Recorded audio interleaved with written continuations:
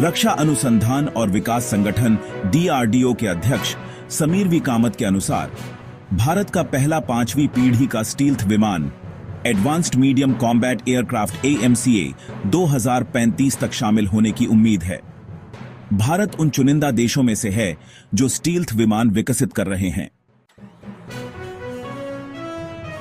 कामत ने कहा है कि 5.5 पीढ़ी का AMCA फाइटर एक स्टील्थ विमान है।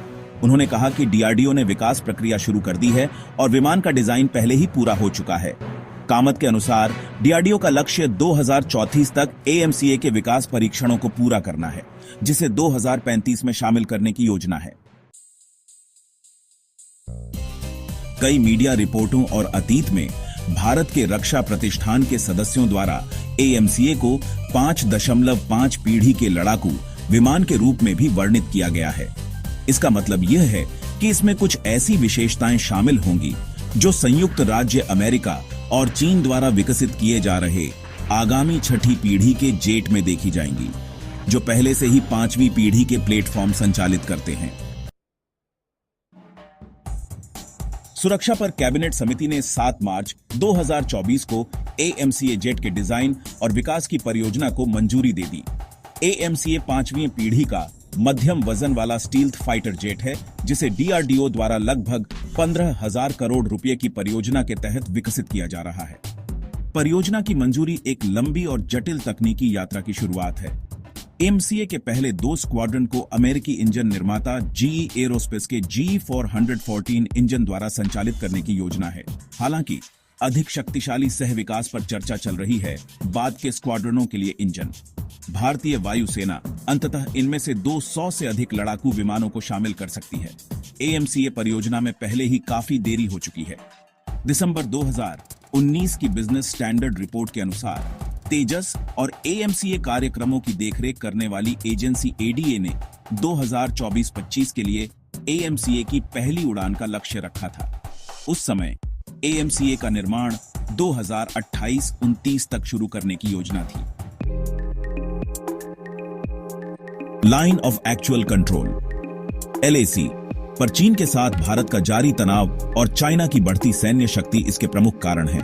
अमेरिका और रूस के साथ चीन पहले से ही एक स्टील्थ जेट बेड़े का संचालन कर रहा है, जिसे वह और बढ़ावा दे रहा है। यहां तक कि तुर्की और दक्षिण कोरिया जैसे देश भी 5वीं पीढ़ी के लड़ाकू विमानों की दौड़ में भारत से आगे हैं।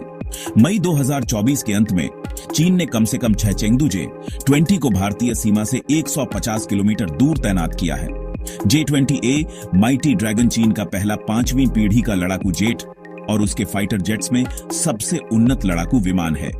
चीन द्वारा भारत के साथ अपनी सीमा के पास J-20 तैनात करने का यह पहला उदाहरण नहीं था। अगस्त 2020 में चीन के झिंजियांग क्षेत्र में हॉटन एयरबेस पर 2 J-20 लड़ाकू विमानों की सूचना मिली थी। अक्साई चिन से 320 किलोमीटर दूर स्थित हॉटन एयरबेस विवादित क्षेत्र का निकटतम चीनी एयरबेस है।